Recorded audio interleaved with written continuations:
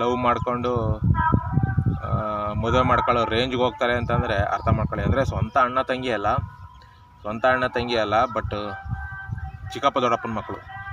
ಅಂದರೆ ಅವರಪ್ಪ ಇವರಪ್ಪ ಅಣ್ಣ ತಮ್ಮದಿರಾಗಿರ್ತಾರೆ.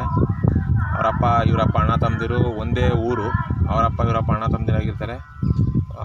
ಅವ್ರಿಗೆ ಒಪ್ಕೊಂಡು ಹೆಣ್ಣು ಇವರಿಬ್ಬರು ಲವ್ ಮಾಡಿ ಮದುವೆನೂ ಆಗಿದ್ದಾರೆ.